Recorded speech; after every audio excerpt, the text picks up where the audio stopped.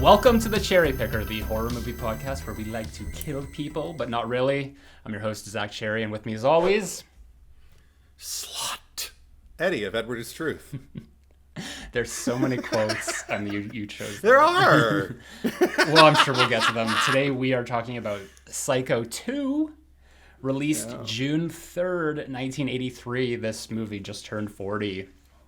What do you think about that? Aww.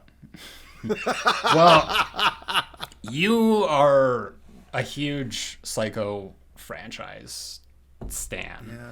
I guess we'll call it stan fan. I mean, I love them, but not to the level of you do. You know, my franchises are obviously like Scream, Child's Play, Halloween, and you're like Texas Chainsaw Massacre, Psycho.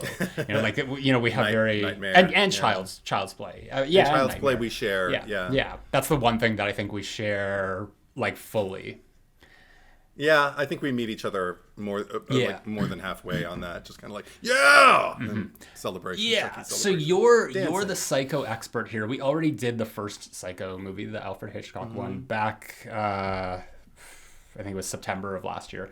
Something like that, sure. So we're getting to the sequel now, and I just wanted to say, because I watched this today, obviously, but I've seen it recently before this as well, and I think that just in terms of like horror movie sequels, or just like the part twos specifically, this one I think like I would probably, if I, not that I'm ranking all of them because I'm not thinking about every part two movie, but like this is definitely, it's top 10 for me. I specifically, I have it in 6th place. I think that like Scream 2 is my favorite. Then I'm not sure, like Halloween 2, Friday the 13th, Part 2, Child's Play 2 is all in there. And then Evil Dead 2 as well. Evil Dead 2 might even be higher up. But and then I'm like, and then Psycho 2. Psycho 2 is just a really good, like not just even a sequel, but just a really good horror picture.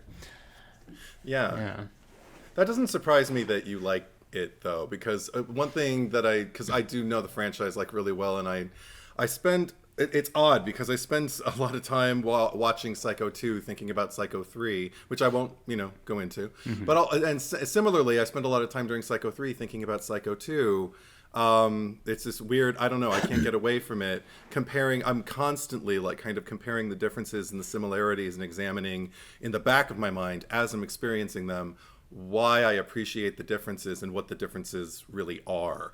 But it makes sense to me why Psycho 2 would, because I feel like, without going into too much about what Psycho 3 is, Psycho 2 does feel largely maybe more comprised and driven forward by events and by the strategy of the screenwriting by Tom Holland, not Spider-Man. But right now, I think we've established that by this point that when we talk about Tom Holland, we're not talking about Peter Parker. We're talking about. I love them both, but this is Fright Night Tom Holland. Is he still? He's still alive, right? As far as I know, I don't think I've heard news. We need I like heard tell of his passing. I mean, he's probably, if he is, he's probably retired. But we need like a team up of the two Tom Hollands. Just be like, Tom Holland presents, but like obviously like Tom Holland. Well, it'll be like Tom Holland in Tom Holland presents, Tom Hollandception. I mean, just an interview between the two of them, I would appreciate that. I don't know what they'd have to.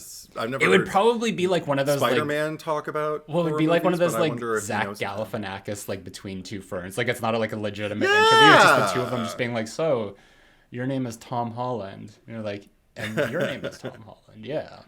And as of the date that we are recording this, Tom Holland is still alive and with us. July 11th. 1943 is his birth date, and there is no other date on his IMDb, so that means he's still kicking. Good for him. Good for him, yeah. And also, just because this was released in 1983, so this is kind of, I'm assuming that this came about just because of like sequel, like horror sequel trends of there. Obviously, like Friday the 13th kicking off the slasher craze, and then everyone wanting to jump on board. And this was, I guess, a really big deal at the time because they're just like, oh, we're bringing back Psycho to the fold. Anthony Perkins is coming back to play Norman Bates, because I mean the first Psycho is not really a slasher movie per se. Like there's obviously slasher elements, but I would never classify it as a slasher movie. Whereas I feel like the Psycho sequels really kind of lean more into the slasher of it all. Although this one, I think, really focuses on the pathos more so than anything else. Like pretty much right from the get-go. I love that we get introduced to the movie by showing us the shower scene, kind of like as a, in case you've forgotten. Well, it really gave me the effect. Yeah, like it was giving me like the sequels of the time, like the Halloween 2, the Friday the 13th Part 2. We got to show the beginning.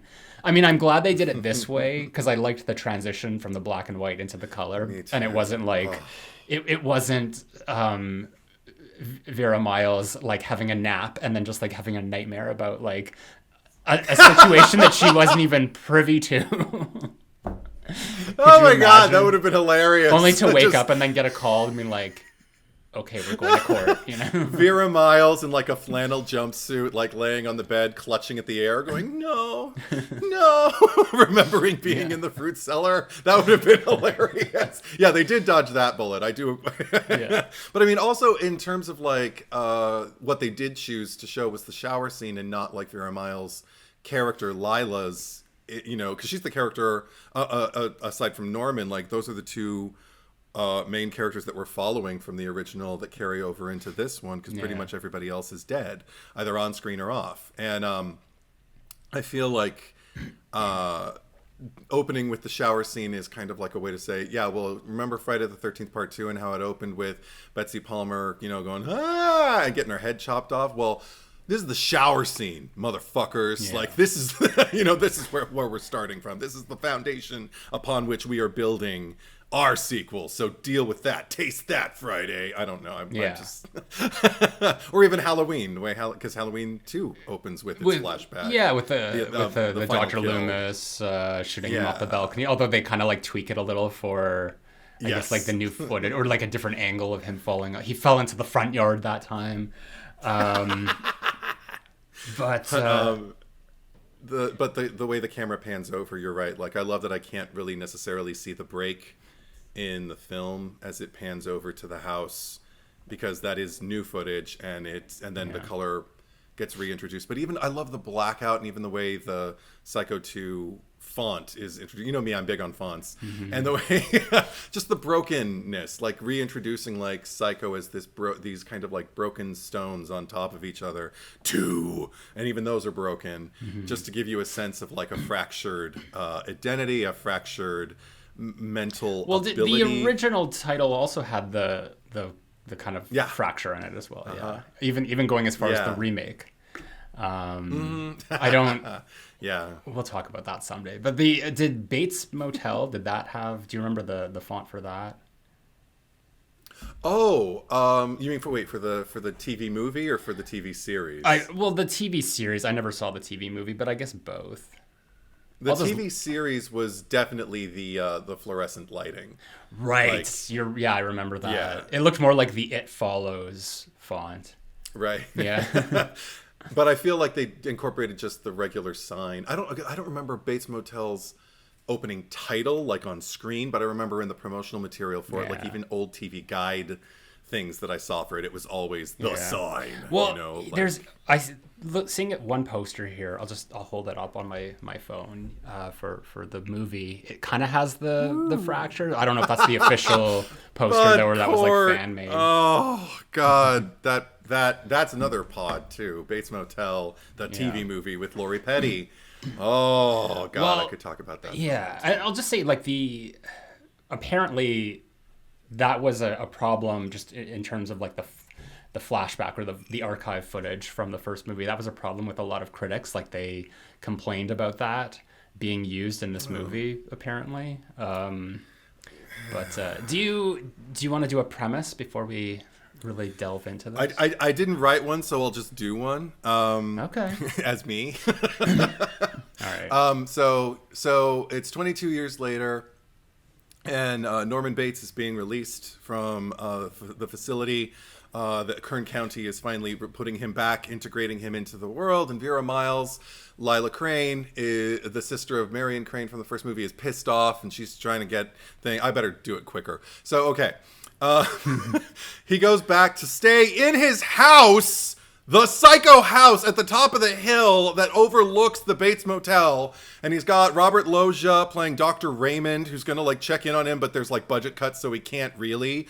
And there can't be somebody to look at him like regularly. So he's just going to kind of be on his own. And he even tells him like the memories are more likely to reoccur if you stay here. And Norman's like, no, I want to stay here. So then weird things start happening, but Norman's got a job and he meets this new girl, Mary Samuels, and he doesn't put it together that the name is the same name that Marion Crane basically wrote like in the ledger, Marie Samuels and everything like that.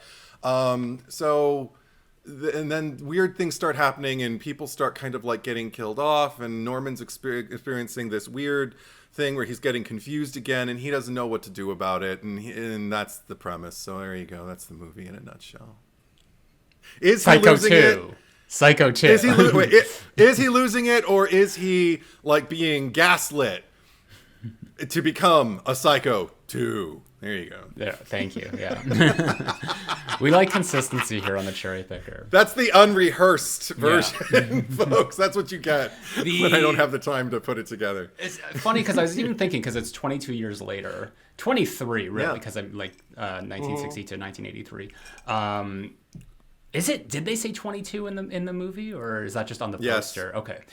Because I'm just thinking like, oh, wow, like this is sort of like around the same amount of time that passed between Halloween 1978 and Halloween H2O. So it's always interesting to see how these franchises incorporate these sort of like the timelines of just like how far along the characters have come. And just because Lila Crane, now Lila Loomis, or aka Mrs. Loomis, technically the original Mrs. Loomis before Laurie Metcalf made it even more famous, because she was the final girl, technically, if you could call her that, in the original. And now she's come back and she's the villain of the piece, and played so exquisitely, because I can't stand her and I know people like her, but she's scintillating when she's on screen. Like, I love hating her. It's like a soap opera. Because even the way she talks, like she's got this pointed way. I mean, she had a very breathy way of speaking, just, in the original movie.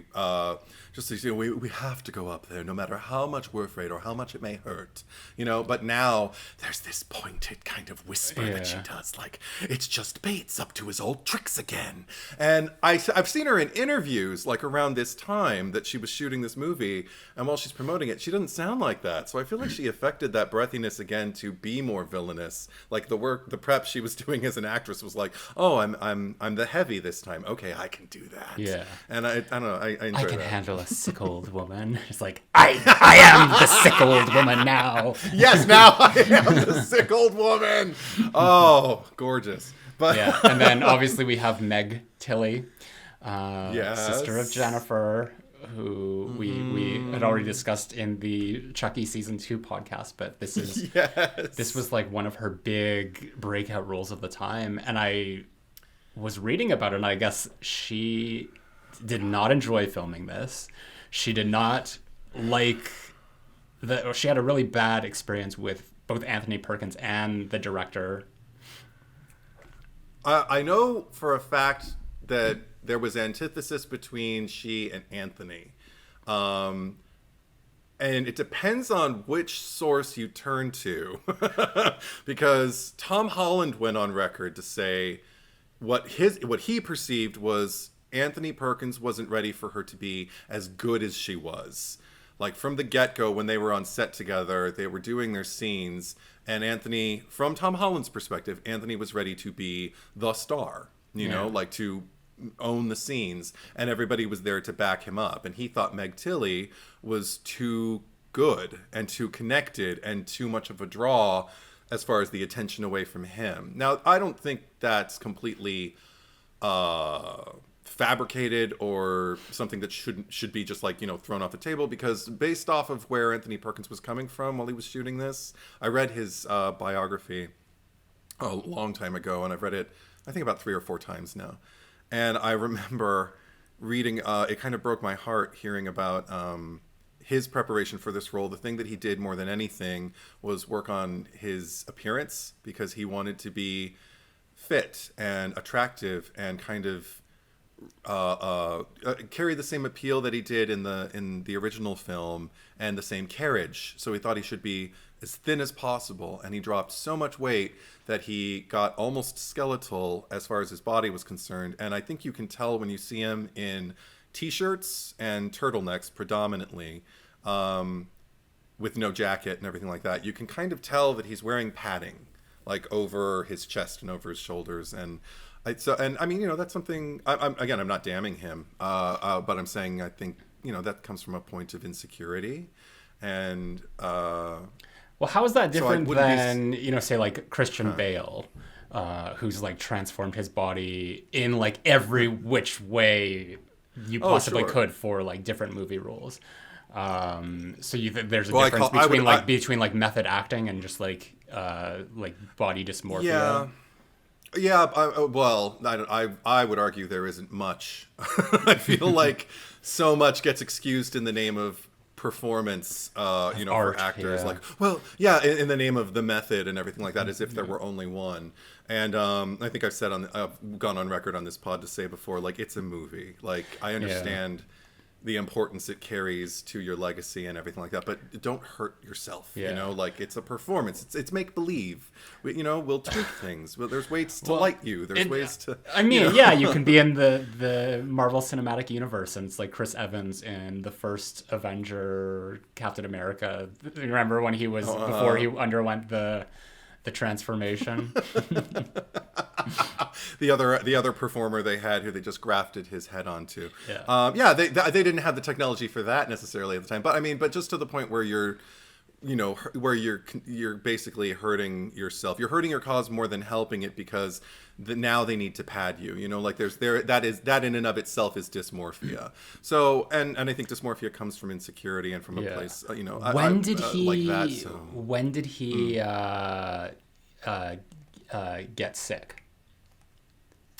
That's something I'd have to look up again. I can't remember exactly. I know that he was probably sick for a long time before he actually knew he was, like a lot of men who were living with HIV and AIDS in the 1980s. Mm-hmm. And then once, but it's also difficult to kind of nail down, because once you find out, you don't tell many people, like maybe your family, but and especially in that day and age, because that's when like the stigma was like at its height, and also for a celebrity as well. Oh yeah, mm-hmm. And it hadn't even reached its apex yet in the 80s. Like, it was just it's very likely he didn't know. But I mean, so for him to be working out as much as he was, like, is probably good for his system at the time. But I don't know what he knew and how much, and he passed away. Was it shortly after Psycho 4? Yes. Okay.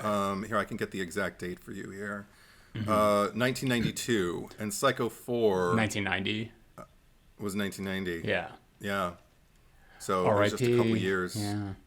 Yeah. I also just want to go on record saying, like, I adore Anthony Perkins. The reason I read that biography so many times is because he was just one of those people who was constantly fascinating to me. Like, I loved hearing people talk about him and what it was like to work with him, and it was wonderful reading the biography to find out some things that weren't love letter adjacent. Some things, some of the things about him. Like, he was a bit of a social climber as a young man in Hollywood. He really wanted to make a good impression and bought into. That makes sense for the Meg Tilly rivalry. Well, then according to the book, to the biography, he apparently overheard, and again, I don't know how grounded this is. I never heard Meg Tilly speak about it. According to the biography, he overheard Meg Tilly speaking to some members of the crew about his treatment on set, and she did not grow up watching horror movies. Neither she nor Jennifer Tilly were raised watching horror movies at all. They weren't allowed to. Shielded them from that, and they didn't have any kind of like interest really. So Meg Tilly went into this project knowing Psycho was a thing, and that Tony Perkins was in the original, and that's basically it. So she allegedly asked a member of the crew, why is everybody treating Tony like he's the star of the show? And he apparently took great offense to that. Yeah. And that began kind of like the rollout of like this stigma between the two of them. Yeah. It never affected the work on set per se. Like they were both professional, but they were not friendly. Apparently when they yelled cut, and in between the setups and things like that. He'd go to his corner, she'd go to hers. He's an Aries. She is an Aquarius. Valentine's Day birthday. So, speaking of which, okay, because you know how I love to just watch characters and be like, oh, I wonder what zodiac sign they are. First of all, Lila is 100% a Taurus. That's the vibe I was getting from her. Okay. Yeah. I mean, she can't be shaken off of what she believes. Mm-hmm. My bestie is a Taurus, and I will attest. Yeah. They're bulls. They're bulls. Absolutely. You can't sway them one way or the other unless you wave the red flag. And who wants to do that? Jesus Christ. No, exactly. Like you let them be. Don't poke the bear. And then from Meg Tilly or Mary, I was getting Mary. Gemini vibes, and Norman, because of her duplicitous nature. Well, more so like her. I mean, there's that, but I was just like her changeable nature, and she wasn't as driven emotionally by the thing, and it wasn't so much the duplicity, but also like her ability to come around and just be like, I don't think that she kept going back and forth on like, is he bad, should I be antagonistic towards him, and then I from Norman, maybe Pisces. What are the traits of a Pisces? The only exposure I have is like my last girlfriend I ever had when I was 12 years old was a Pisces, but I don't. Very sensitive. Okay, sure. Yeah. Why not? We'll go. I don't want to go into. I don't want. Well, it's the fish, and they're like going in opposite directions. They're not really kind of fixed to one thing. So they're always getting pulled by in different ways, and I see. Yeah, and just very sensitive, very emotional. So that's that makes sense. That's what I was getting from him. Anyway, I'm just like, other than being like a horror gay, I feel like I'm now like a full-fledged astrology gay, and I'm just gonna like keep you need to write the horror astrology book. And just don't tell people about that on the podcast, because then someone's gonna do it before me. But hey, no monopoly. I am not in favor of a monopolistic society. Honestly, that actually would be I would buy that book if it came out. So yeah, maybe I'll think about it. But I wanted to talk about, because obviously Scream is my bread and butter, but I wanted to like talk about the Scream parallels here, because first of all, the book, what's the author's name? Is it something Block? Robert Block. Block. The original, like his Psycho 2, which is the book that they did not base this off of, because I think they found it too controversial. No. So they, made up this story, but the story for Psycho 2, as written by Robert Block in novel form, is actually about Norman Bates escaping the mental asylum. He wasn't released, and he goes to Hollywood because they're making a movie about him, about Psycho, and he, obviously that doesn't sit well with him, so he goes to the movie set and I guess starts killing people, making this movie. That's what you're saying is the given premise, and as is the case with the original Psycho book, Psycho 2 has a twist, and that's all I'll say. Okay.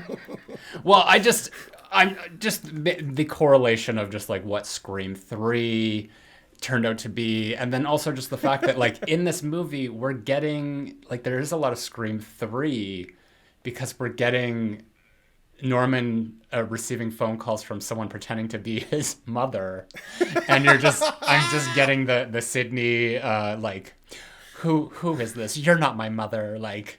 Of course I am. Turn on the news. You know? and the flashbacks like across rooms and whatnot, like, you know. Well, I mean, I guess Sydney didn't have flashbacks. She had nightmares. Well, she had the nightmare. But of, Norman's flashbacks are nightmares, though. Yeah. So I guess. And I mean, like at this point, like I've fully embraced Scream 3 for what it is. But we've talked about, you know, all the things that Scream 3 could have been, and I just imagine like a universe where Scream 3 is like really leans heavily into the whole Psycho sequel aspect of things, where Sydney is getting tormented at home, like she's getting these calls from mother, but it's, you know, it's really just Roman fucking with her and gaslighting her.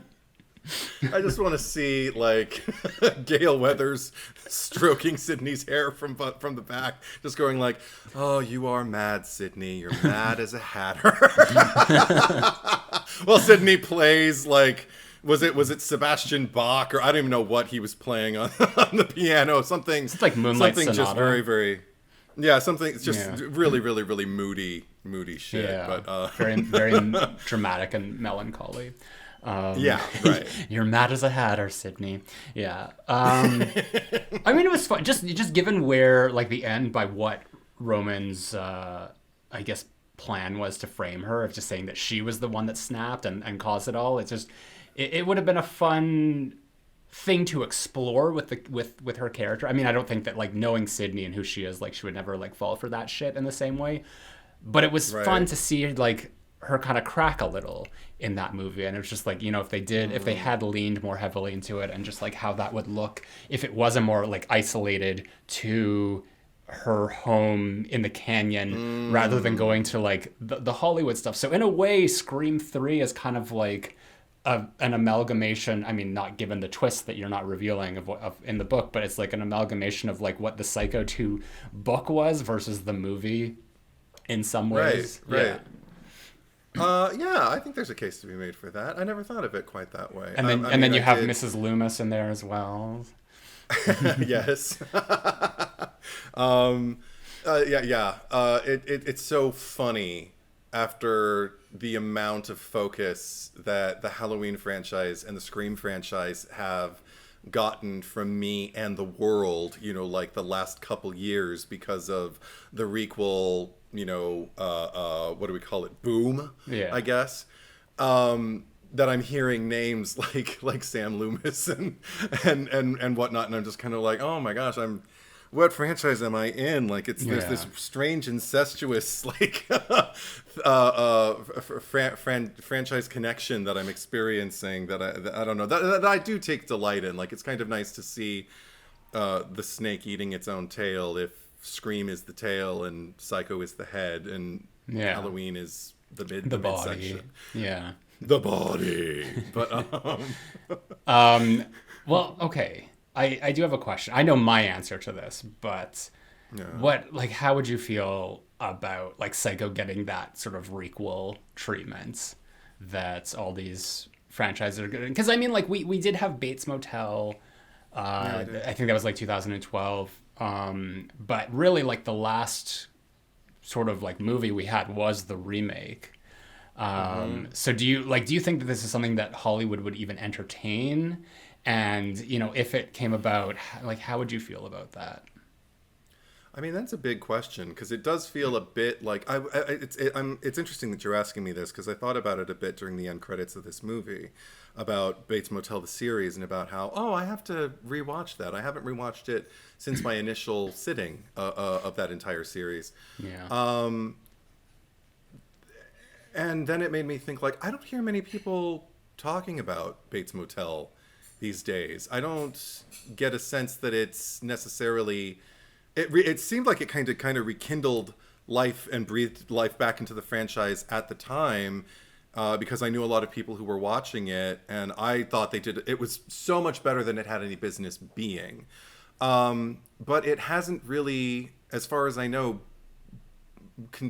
endured in its I guess being on social media platforms. Like, I follow a lot of horror accounts, and I don't see a lot of Bates Motel series being celebrated, and even I never, like fan art or things like that. And I never finished. I think I got through 2 seasons, because what was it, like 5 seasons altogether? It was 5 seasons. And didn't Rihanna play Marion Crane? Am I correct in that?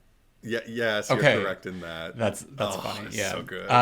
So good. One day I'll go back and visit it. But yeah, my response to that is, I don't think that we need to see any more Psycho movies. I don't even, obviously, not to show my hand, but we didn't. This is a given. Like, we didn't need the 1998 remake, and just the fact that Anthony Perkins is no longer with us. That, like, whose story would you be following in the requel anyway? Like, I don't want to see them recast him, or because at that point that's a remake. You may as well get Vince Vaughn back, but. Oh God. Apparently, at the end of the movie, because they shoot Mary, and allegedly she's dead, but I guess in the shooting script, she actually survived, and this was part of the extended scene that wasn't included in the movie. Whether they filmed it or not, it just wasn't in the final cut of the movie, where they're saying at the police station that she survived, but they've shipped her off to the loony bin. She's now it's like she's taken Norman's place as the psycho who's being locked away. Oh, so stupid. Yeah. So I was going to say, if there was a requel, and then they just retconned her, just made sure to be like, well, she actually survived, and now if they do a requel, it'll be like Meg Tilly coming back. Which, I mean, maybe that would be fun, especially if I could get Jennifer in there too in some capacity. Oh God. From your lips to God's ears. I don't know if I need. I don't need it. I don't to need survive. It.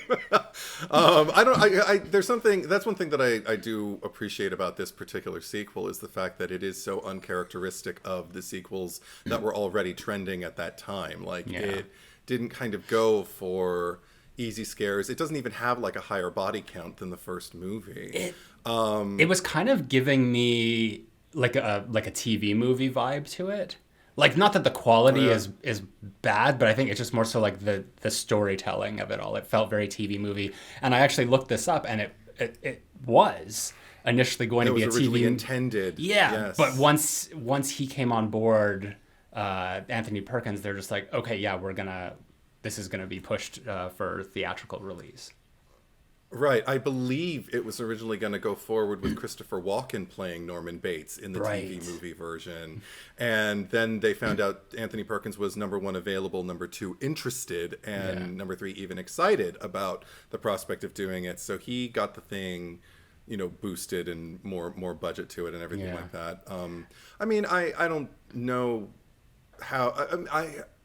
I'd say maybe the lack of violence, or not even lack. I mean, but just the quantity, let's say, of violence that's in this movie can be attributed to it originally being a TV movie script, because they weren't terribly violent at the time. I mean, some of it is actually a little bit visceral for what it is. I remember, even watching it today, I'm just like, oh wow, they're that's a bit extreme for the time. So I guess they were just trying to. Well, I mean, the fact that Lila gets the knife jammed into her throat, and then it's coming out the back of her neck. That was pretty gruesome. And even at the end when Meg Tilly is thinking she's defending herself against Norman, and she's cutting into his his hands, like the knife is going through. He's grabbing onto the blade, and she's pulling it as it's like it made me wince. Like I looked away. Like that is not tame violence by any stretch of the imagination. So I think that it still goes to places. Like it's not playing it safe in terms of that. Like you wouldn't see this in a TV movie. No, I feel like those things might have gotten punched up because they knew that theatrical release was coming in. We'd like, as adult a rating as possible, because who wants to release a tepid horror movie in that day and age? And it's competing against like the likes of Friday the 13th. So they gotta step up their game. Even Halloween 2, it's tried to boost its viscera, as it were, its brutality from the first movie, and just to kind of keep up again, which fine. I'd wince as well with the him grabbing that knife and just dragging it. It's such an accessible. That's one of those things, like when somebody steps on something sharp or on broken glass, or the little things are always the ones that hurt the most, because they're the ones that seem to be the closest to our understanding of pain, to our.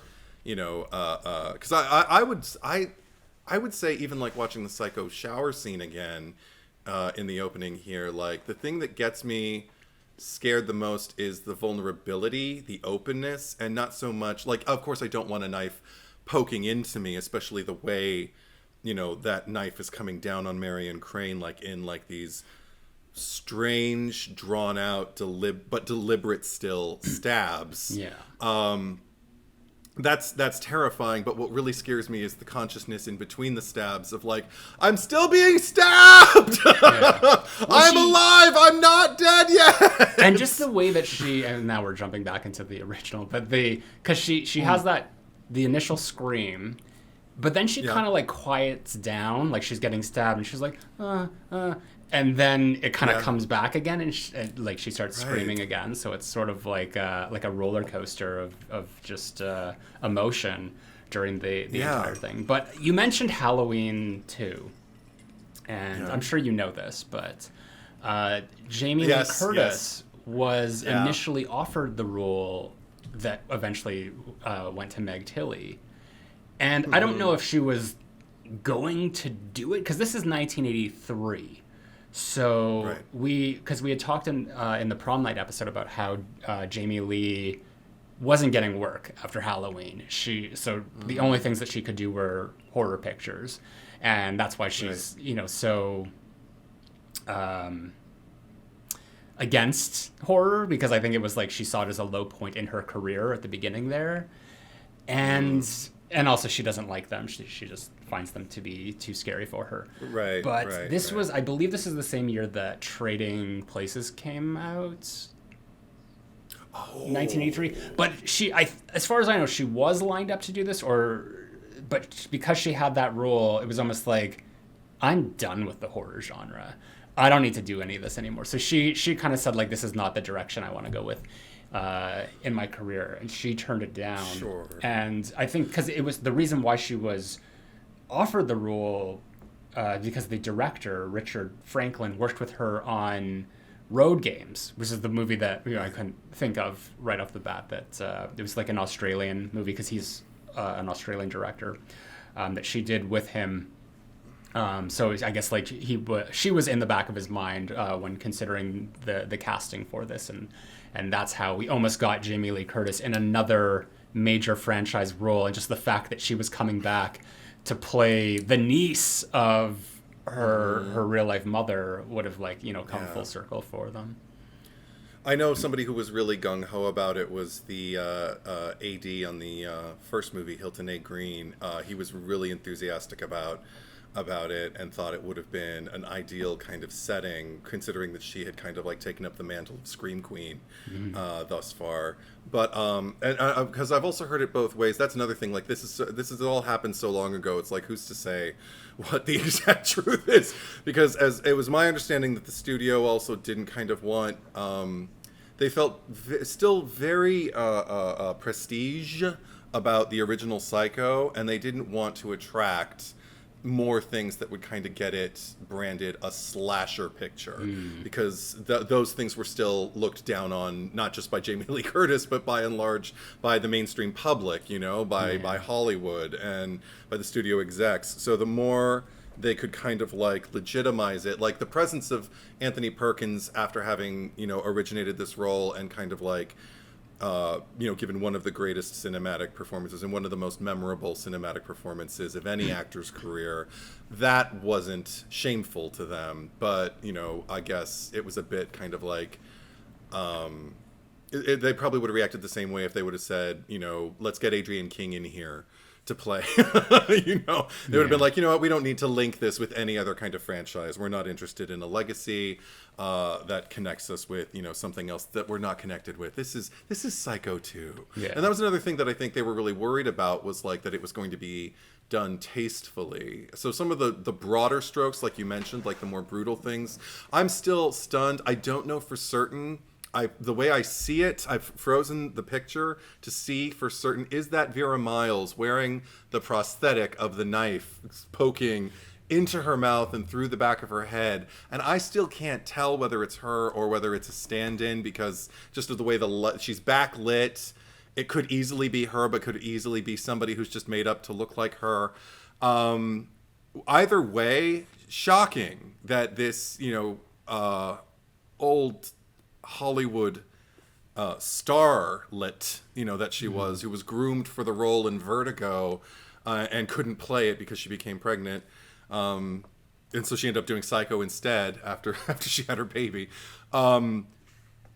It's so like almost incomprehensible to me that like she would be down for something like that, to sit there and be made up with her jaw dropped, you know, and then like, okay, action, and I'm gonna fall on my back and go, ah! And everything. I mean, if it's her, God bless her for being such a sport. And even if it isn't her, like the people are watching the movie thinking that's you.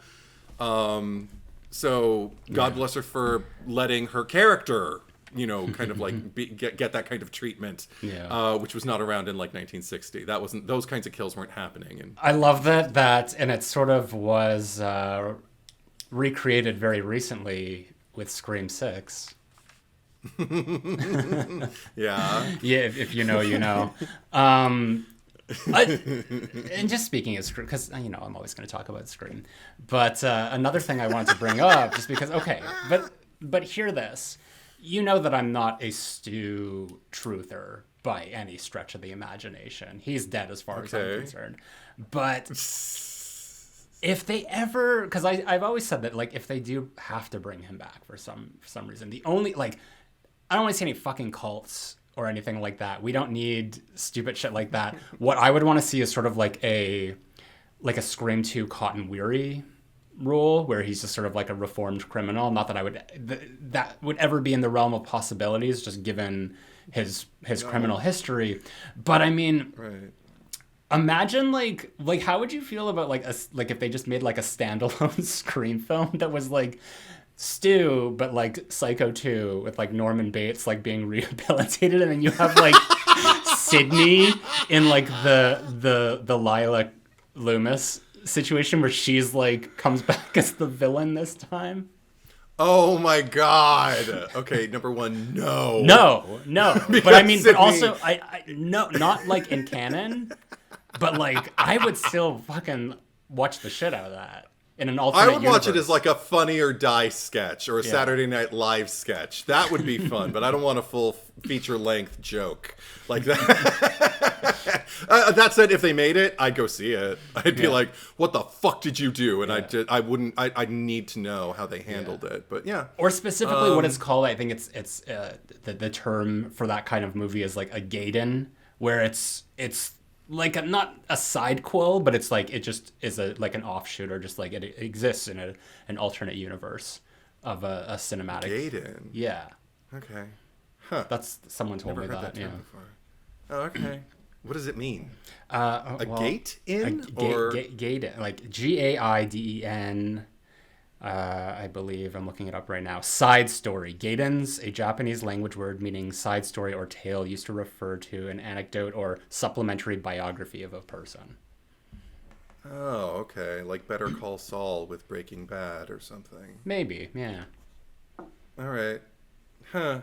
I mean, I'd watch it, but I'd probably, they couldn't. The novelty. Yeah. You run the risk of the novelty running off really, wearing out really, really quick. So I don't know. What if they requeled the Psycho franchise with like a Norman Bates cult? No, I don't want that either. Cult of Bates. Here we worship at the feet of Norma Bates, and oh my God, like no, I don't want anything like that. I didn't even answer your question. I feel like about like would I want a requel for this? I think the answer is probably no. Yeah. But the thing is, like, I am also, because I love this franchise and just this property, this IP, like book wise and everything. Although I never read The Psycho House, which is the third movie. And I did read Psycho 2, didn't really care for, let's say, the back half of it. Okay. And everything with Norman, I was like, thumbs up. And then the book happens. Yeah. But the first book, god damn, it's an experience. And I wouldn't mind, like, because Bates Motel doesn't really get spoken about anymore. Luckily, Psycho 2 did get a shout out in Screevy. Underrated. Like, I was like, yeah, and I'm like, okay, cool. So we've got like two like titans of horror fandom within this, legacy, shouting out Psycho 2. Maybe the little boys and girls and non-binary folk who are watching this movie who haven't been exposed to the Psycho franchise or didn't know there were sequels will go like, Psycho 2, shit, I gotta watch that now. And then they'll go watch it and they can experience, the magic for the first time. And I would very much appreciate that. And I mean, but anything that keeps the legacy going, honestly, I've come to terms with the fact that, like, things are going to be shelled out regardless of how I feel. Like, I don't get disappointed at the prospect of things being released. It's just kind of like, well, of course. A notable property, a recognizable franchise is being rekindled for money. Oh my gosh, what is the world coming to? No, the world has been here for like a long time. Some people even accused Psycho 2 of sullying, like the legacy of Hitchcock's genius and everything like that. Number one, as though he were the only person who collaborated on that film. And number two, as though any attempt to continue the story is only going to make it worse. And it's like, well, go see it. Go see how you feel about it. And most people felt very favorably about this, Anthony Perkins included. I saw him speaking at, I don't even know what it was. It was in the Psycho Legacy DVD. What? That came with my box set. Well, I was gonna say he obviously is in 3 and 4, but he directed 3, so he was fully immersed in the franchise at that point. Like, I think he would have kept going for like up until Psycho 19. He wasn't supposed to be on for Psycho 4. They had another actor lined up. Yeah. I want to say, was it Ben Kingsley? I can't remember. But they had another actor lined up to do it because it was a TV movie. Yeah. But without going too much into it, but he wanted to do it because it's his baby. It's his Norman Bates. That's, in terms of his performance here. Like, I still feel his presence as an actor and his abilities like on full display. Like, there were wonderful things he roped in the original movie. I can't remember if I mentioned them in that pod, but like the way he says falsity, like he's not sure if it's an actual word in the first movie. It was kind of like, it's really a falsity. Well, he did that again. Smiles and shrugs. He did that again here, did he not? There's like, I mean, he did a bunch of things. Well, I didn't pick up on it, but I was reading through the trivia, and apparently it was like the way he said cutlery. No, that was not. He had trouble saying it because he was talking about cutlery. It ended up coming out like, because before that he broke. I'm so glad you brought up that moment because that's one of my examples. The line reads, "No, I'm afraid not." Something to the effect of like, I forgot to bring along any cutlery. He says, "No, I'm afraid not." Like a Freudian slip. Like he paused in the wrong space because he is afraid. And then he says like, "No, I forgot to bring along any cutlery, because it's a word he would stumble over, because he doesn't want to talk about knives. He doesn't want to talk about anything because he has an association with them, and he's back in the house, and all, the memories are more likely to reoccur here, and they are already. Like, he's dancing. He is walking on such thin ice, and it creates like these, again, kind of like quasi-comedic, but also very, very dark, darkly comedic moments for him.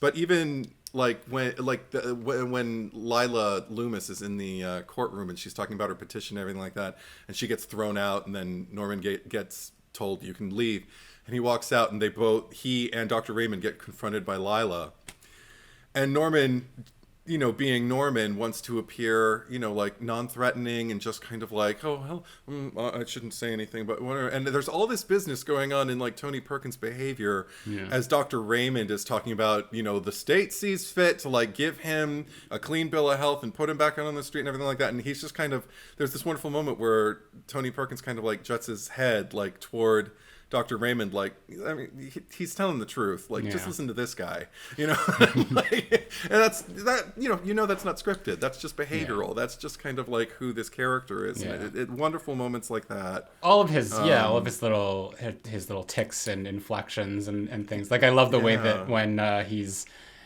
I guess it's right before he quits his job at the diner because the note was on the wheel, and he's the way he says wheel, he's just like, there was a note on that wheel. It's giving me the what is going on, where you really emphasize the H. Oh, and even just like other little things, like when he first meets Mrs. Spool in the diner, and she's introducing him left and right, and he's introducing her to she's introducing him to Myrna, the waitress who could not care less. She's got other things to do, and every line that comes out of her mouth is sarcastic and like a criticism, and she's kind of like, you'll talk to her again later. He just puts his hands up like, oh yeah, no, I understand, she's busy, again, the behavior, like there is an inner dialogue like going on with him that is all, it's just his business, it's his own personal business, and I love watching it. Question. Quick cue for you. Is Myrna in the third movie? Yes. Okay, I thought maybe she was, because in my mind, like by the time the movie ended, I was kind of, me, of thinking of like the headcanon of like what happens next, and all I could think about, like wasn't thinking about like Norman or anything. I was just like, poor Myrna. She's the only waitress working at that diner now. Things were already stressful enough as they were. She's gonna come into work the next day and just be like, so Mary's dead, Mrs. Spool is dead. We've got like a 6-top coming in. Your section is full. Mm-hmm. It's just you and me get to work. just imagine her response to that. And I mean, you could literally make a Myrna movie. She's played by Lee Garlington, one of my like favorite character actresses, who's just been in everything.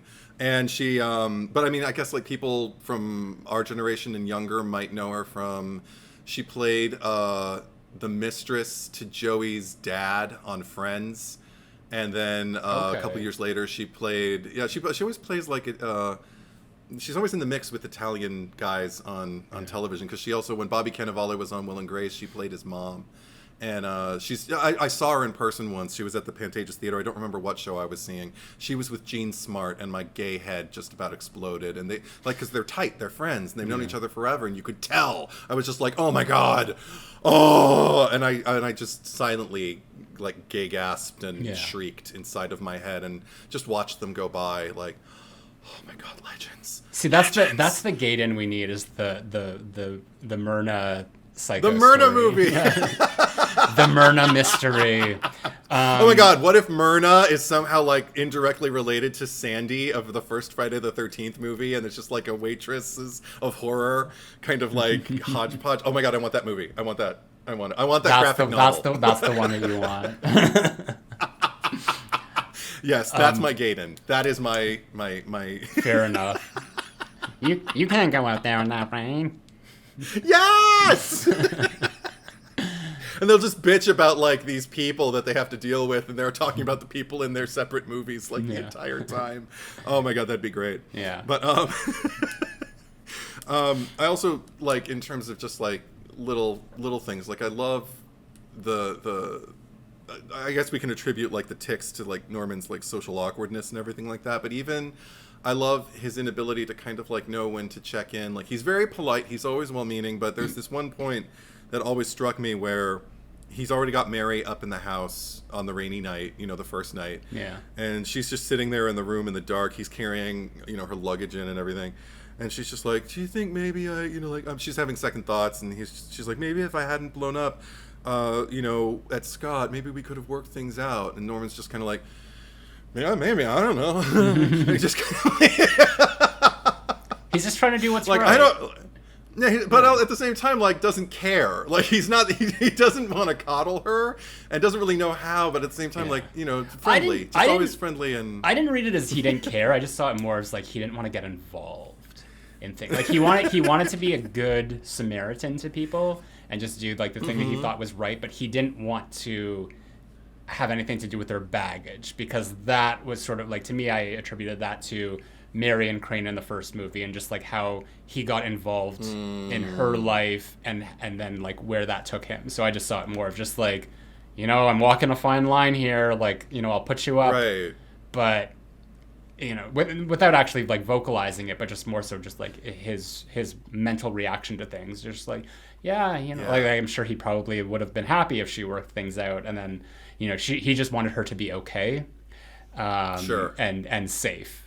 And if that meant like, you could maybe get back, you know, whatever. But there's something to that, because after that night, like the next morning when she tells him that she spoke with her friend in town and she's going to be staying with her instead and everything, and he says, he offers again the open door. She's like, well, you're more than welcome to stay with me.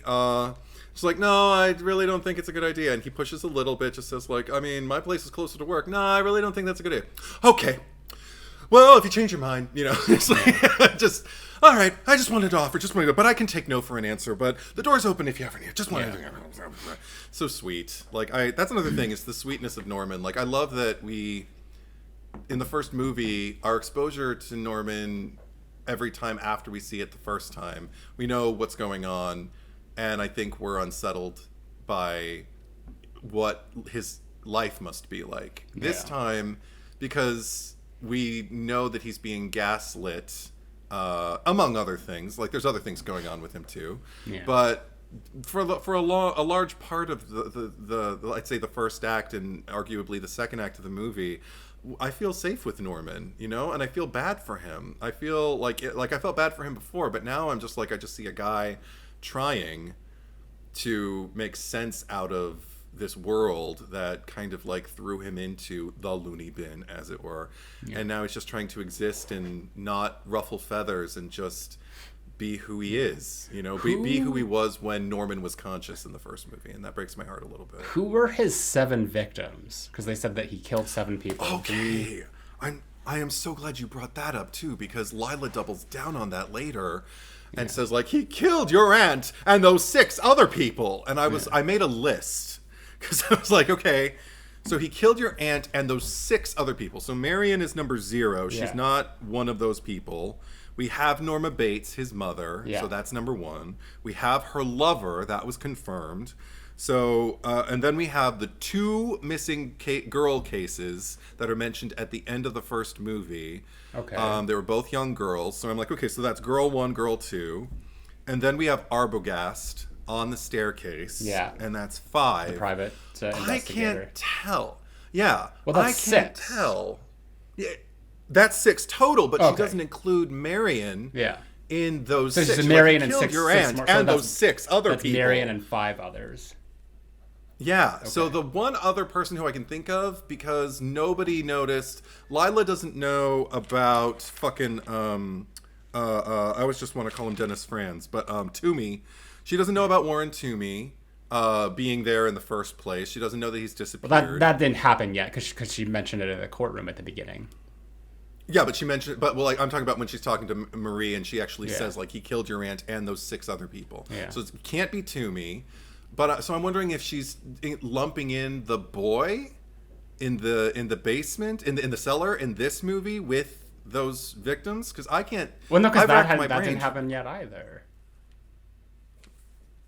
I'm talking about at the beginning. At the beginning of the movie, because she says. Oh, because she says seven people in the beginning of the movie. Okay, yeah. See, I was going off of the 6 other people that she says to Marie. I was going to keep on calling her Marie. To Mary. Yeah. And that's after the teen murder. But yeah, you're right. If she says 7 people in the first movie, who else is she talking about? I'm going to look it up. I have no idea. Okay.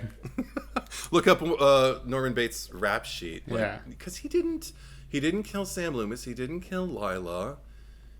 He didn't kill anyone else in the town. And as far as, unless I am misremembering the number, if there were 3 missing girl cases at the end of the first movie, but I feel like there were only 2.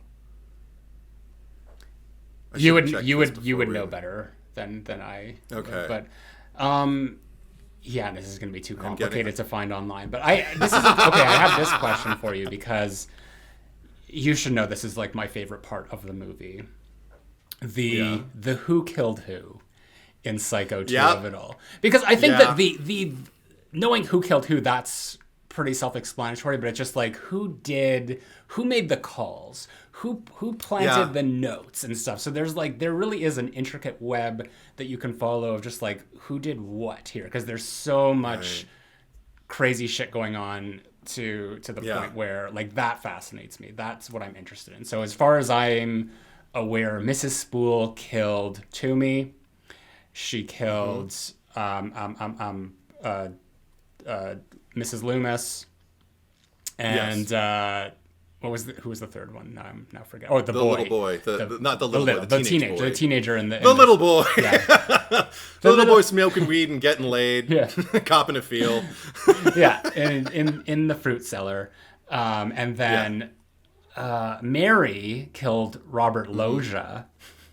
Yes, and accidentally. I thought it was you. I always love that line she says to Norman, like it's supposed to be an excusable offense. Like, just to make it... I'm sorry, Norman. I thought it was you. I was like, oh Jesus. I thought I was killing you.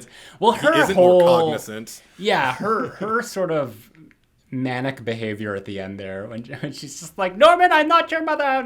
You know. Oh, she goes into a whole other vocal register I didn't even know Meg Tilly had before I saw this movie. I'm Mary! I'm not your mother, I'm Mary! As like the wig is just sort of like hanging off the back of her head. Yes! Oh, it's so high drama. And then the sheriff kills Mary, unless she's not like technically dead. We don't know. And then of course Norman kills Mrs. Spool at the end. So that's sort of like the who did what. But like, just the notes. I would assume that the notes were all I mean, the one in the diner on the wheel would have been Mary. Yes.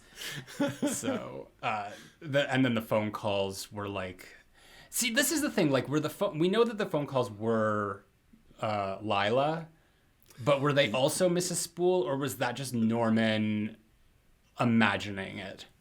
See, that's the thing. There is only one case where I really feel like I have a question in my head about what is on the other line. It's when it's the first time after that scene, which we'll go into in a bit, but the scene about the cheese sandwiches and everything. Yeah.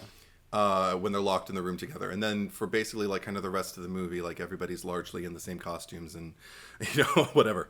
But it's that first call, because I had a question about this for you too. Norman's on the phone and he's talking and saying, yes, mother, and everything. And when Mary is convinced it's Lila, takes the phone from him and says, there's no one on the line. And he starts going, yes, mother.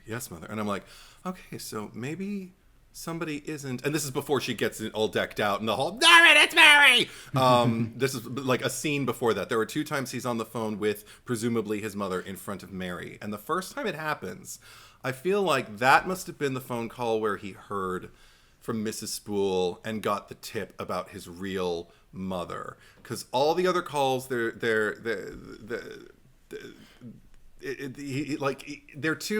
agitate him too much. Like the way he's like, to me, if this is you, you're sicker than I ever was, and everything like that. I feel like that had to be Lila saying really like unseemly things, whereas Mrs. Spool, I think, was just trying to impart information to him. And I think maybe that was the only phone call that really didn't agitate him, and maybe once she heard Mary on the other line knew, I'm not talking to you.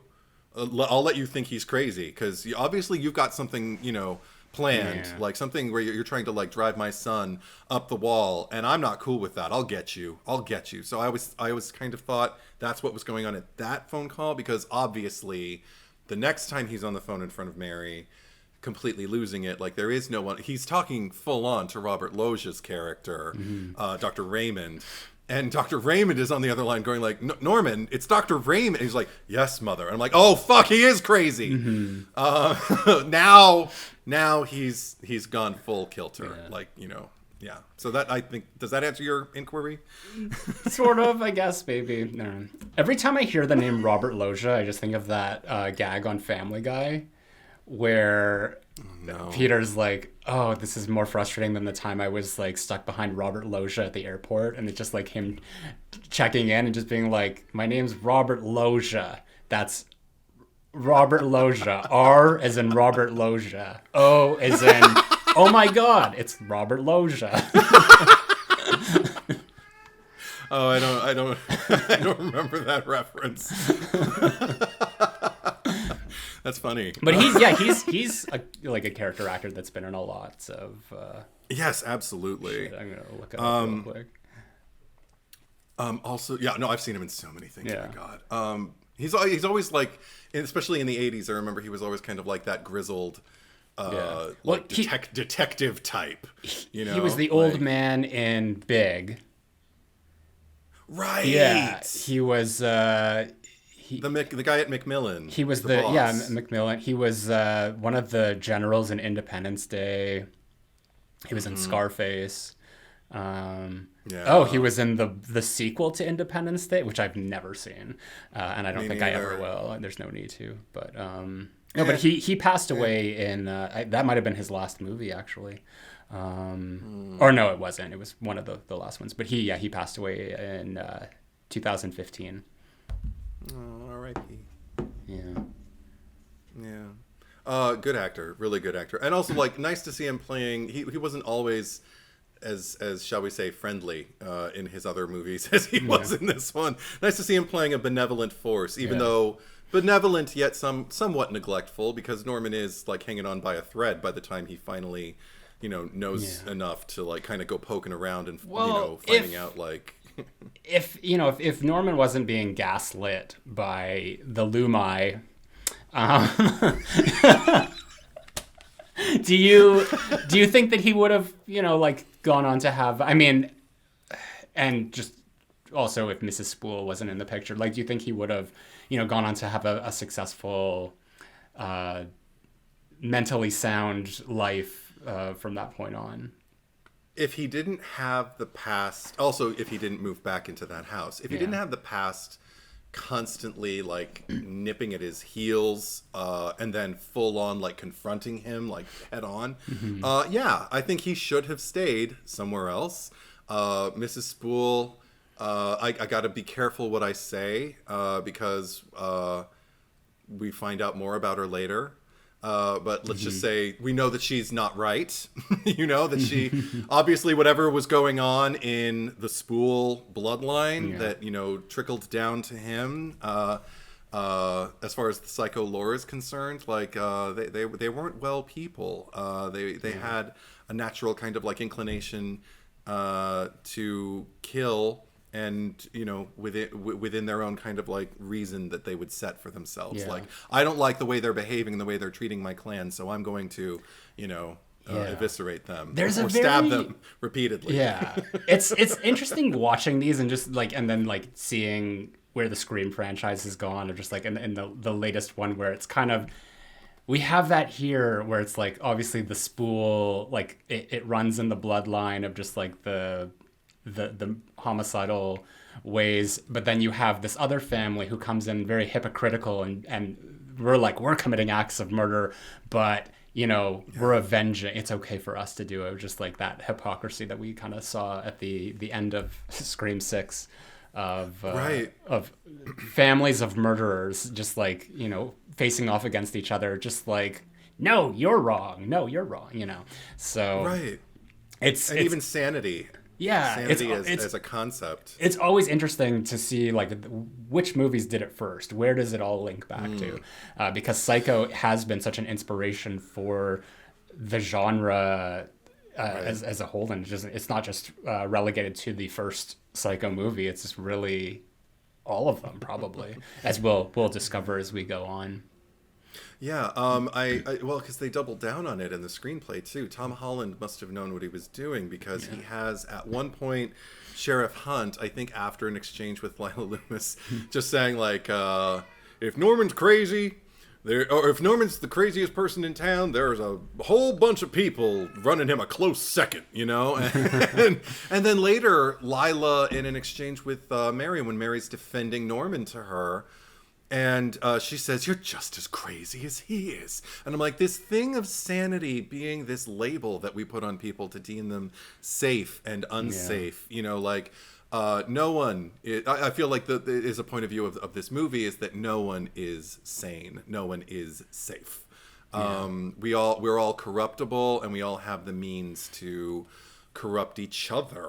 And that's what's really insane. That like, I kind of like to go back to the question you were asking me. Do I think Norman could have made it? If he had been nurtured, and if he had been paid attention to, even by the system, even if they didn't have cutbacks to mental health, you know, programs to like check in with him and keep him like in therapy, at least, you know, like speaking to someone regularly about like what he's going through and everything like that. Maybe get him on some medication, maybe get him out of that house, get him some housing, get him, you know, like move him across the country, even out of the state, you know, like all of these things I feel like are there that are laden in this movie. Well, I think you bring up a point that just shows like that's what makes interesting character writing, is the fact that, you know, these are people who can be multifaceted, and they have the capacity for good just as much as they have the capacity for evil, and that's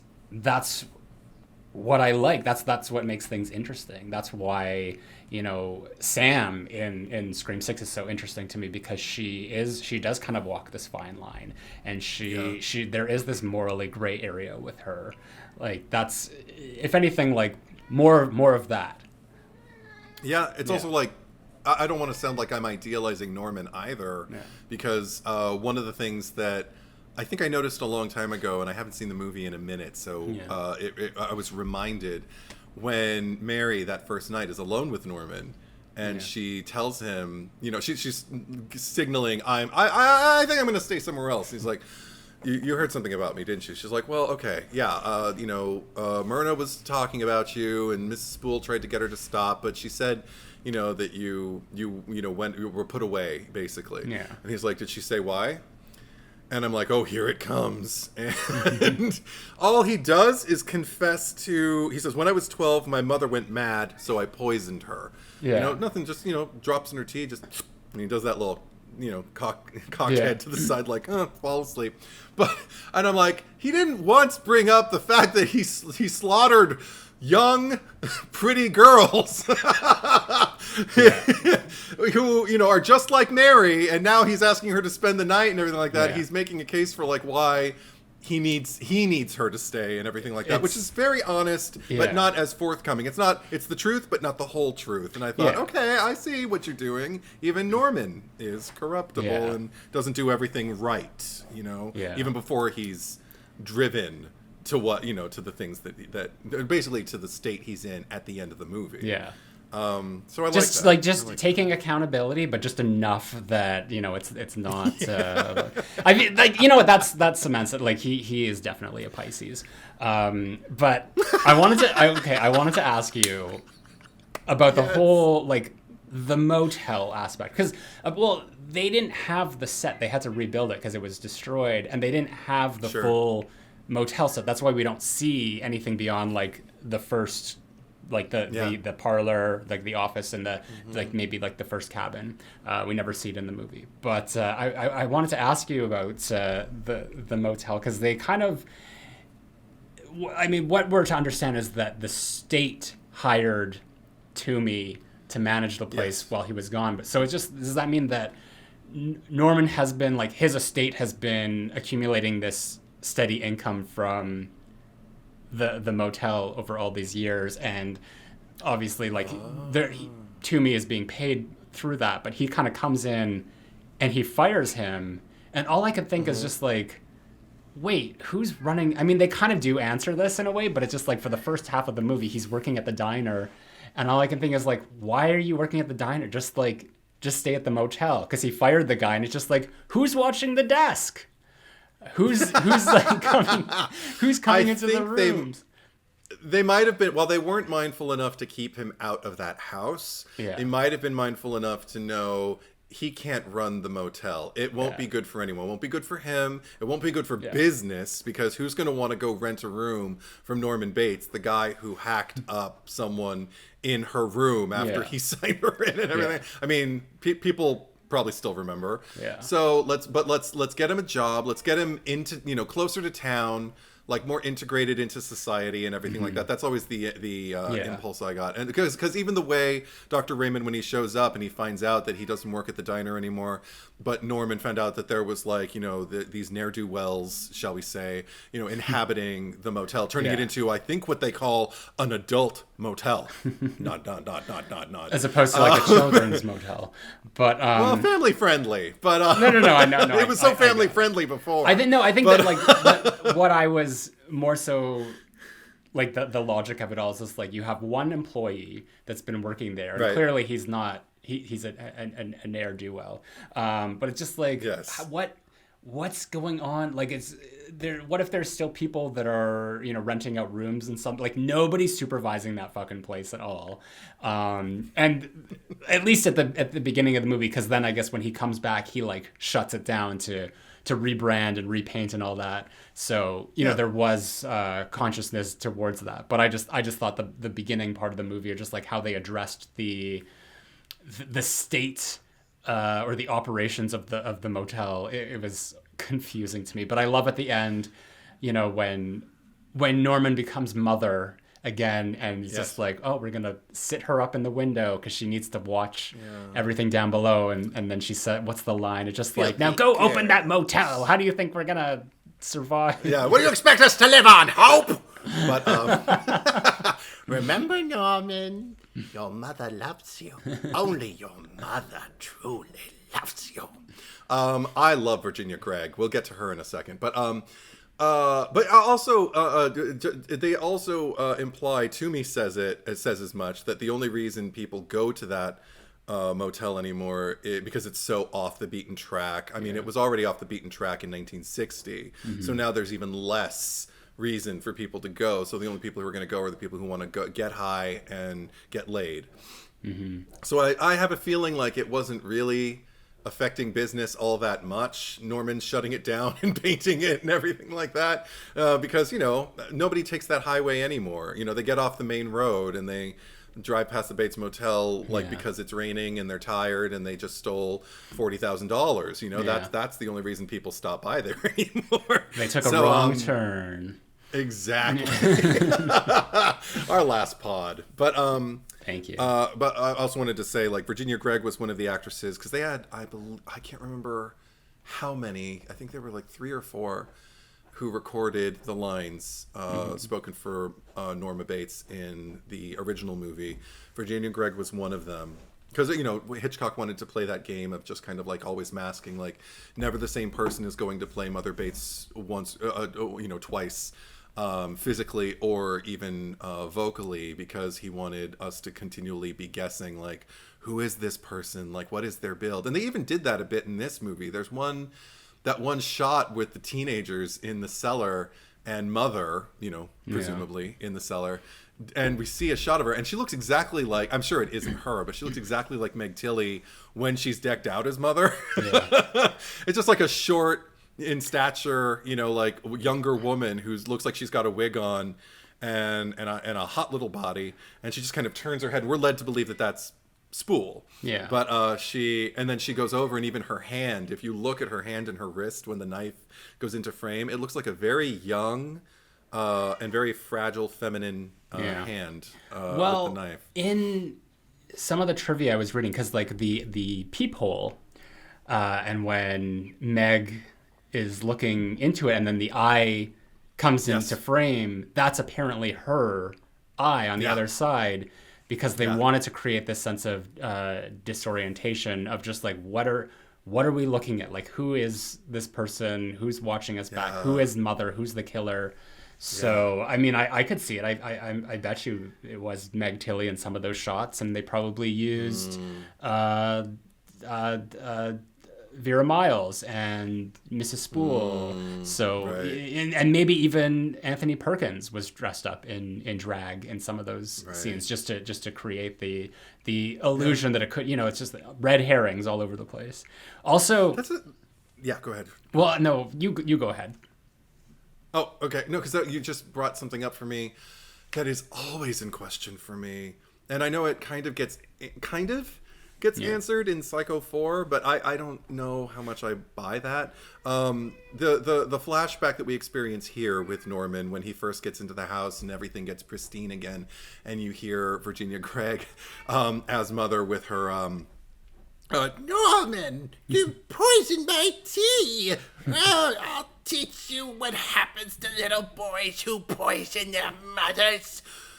I'm gonna kill you. I love it. But and then when she dies, the hand drops into frame. Like, all we don't see the dead body, but we see little Norman's reflection in the door. And that's Oz Perkins, by the way, Tony Perkins' real life son. Yeah. Who is now a filmmaker in his own right. And then we see this very elderly hand drop into frame, and it just made me wonder, when they were making this movie, how old did they think Norma Bates was when Norman was a little boy? Yeah. I know that they wanted to create the illusion that Norma Bates in the first movie, was someone who had lived a long time, so it would make sense that she aged as Norman aged. That was the reason why the periwinkle blue and the wig, and because we would buy, she wouldn't look like a young mother of a young boy. Yeah. But why was she so old? Maybe it's because it wasn't necessarily a flashback. Maybe it was a delusion or a hallucination for Norman, and the first kind of clue that he could go the route he went before, that he is corruptible in that vein, or influenced, shall we say, easily influenced, swayed. Yeah. But what I didn't know what to make of that hand, and it really bothered me, this particular screening. I was like, so how old is she supposed to be? I want answers from the filmmakers of each movie. How old is your mother and when? Yeah. Well, isn't she played by Olivia Hussey in Flashbacks in the fourth movie? Yeah. In the fourth movie, yeah. She's young and beautiful.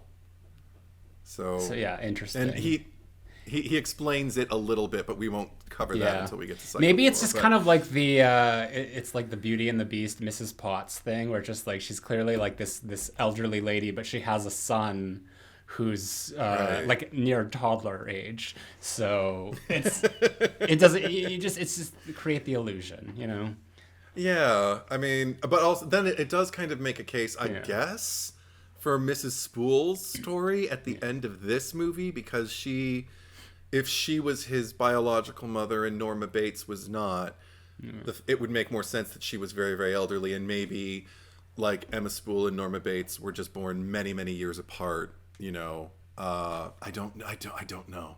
But again, like if we look at it at the continuity of the franchise at large, it doesn't make any sense. So I don't know. I just wanted to bring it up because it bothered me. Maybe it's just part of it's part of the illusion of just like creating that disorientation with the character of Mother, because she is such a mystery that we don't know much about her, everything that we, and again, it's also, this is sort of Norman's like conception of her, just like in his subconscious of like who she is to him. So he could be projecting a completely different version of who she is into these movies and what he sees. And maybe that's why in Psycho 4, which I don't remember, it's been a while since I've seen it, like Olivia Hussey really is like the true version of the Norma Bates. So then he just sort of like, it was almost like that's what she looked like on the outside, but like how she acted on the inside is like how he imagined her in this stern Victorian era. Exactly. Yeah. Dowager. Yeah. That's how he's. But I mean, one thing that I really appreciated. That's something I appreciated that the series did was because we spent 4 seasons. Sorry. Oh, I don't know if I'm spoiling anything, but. Let's just say we spent a great deal of time getting to know Norma Bates. Yeah. And then we get to know Norman in his predicament. Let's put it that way. Yeah. And it really introduced, this is the point I wanted to make, it really introduced the idea of Norman as an unreliable narrator. And I never really thought about that when I would watch these movies. I always kind of took what they gave me. But spending seasons getting to know a character and then seeing someone else's perception of them, that was something that he definitely took advantage of and I was grateful for. And but in this movie, it just boggles my mind. One thing that I did notice that what I wanted to say was that I was the scene where we see the teenagers go into the cellar through the outside door, because it kind of does this thing where Norman is locked in the attic and it kind of goes from the window, and then it does this like weird. I think it's the same crane technology that they used on Tenebrae, because I was getting Tenebrae vibes when it kind of tilts down and it goes over top of the roof and then slowly down to the side of the house there. Only they did it like much more efficiently here rather than like the 3 minutes it takes in Tenebrae to do that. But this, I mean, yeah, but no, I totally got that. And it's then a year later, so I saw it and thought maybe did Richard Franklin get inspiration from Dario Argento in that? I'm one sure instance. of it. So many American directors were taking cues from Argento at that point. And if that was that like Luma crane or like the Steadicam thing that pretty much like came, like I don't know who did it first. It might have been Friday the 13th Part 3. So it was at that time. It was like 1982, 1983, where directors were probably like, oh, let's like somehow get this technology and use it for this shot, that they would put it in there. Yeah.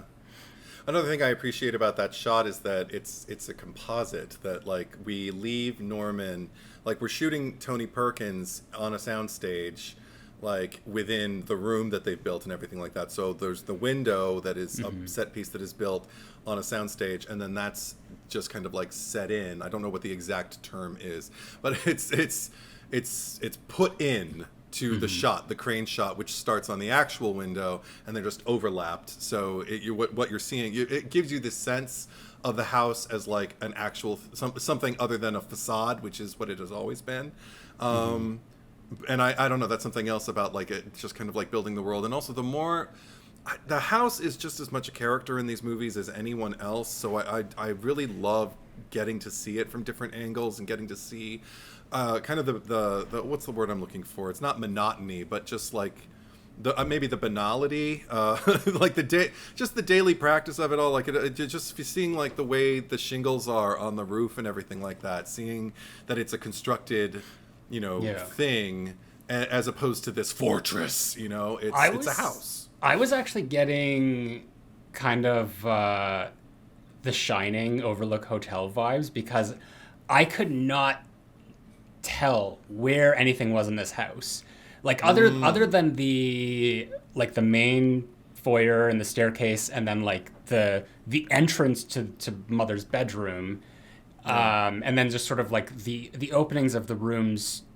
that connect to the foyer.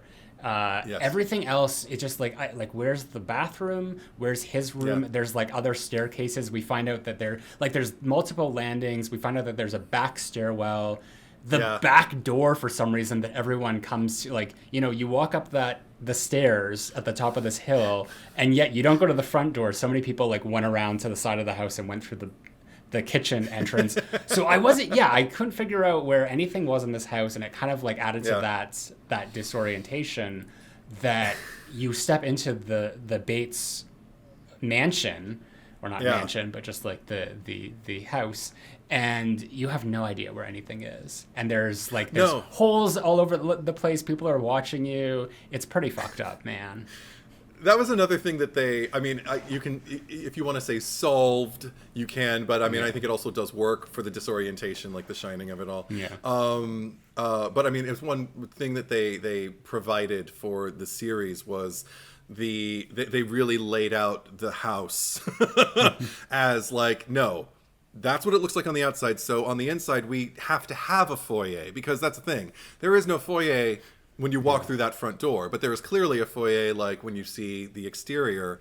So who knows? But they actually built one for people to kind of like put their umbrellas and their coats and their hats and then walk through the main door, the main entry to the staircase to, you know, like everything that you're describing. So, I mean, that was another perk of like rebooting the franchise, as it were. But with this movie,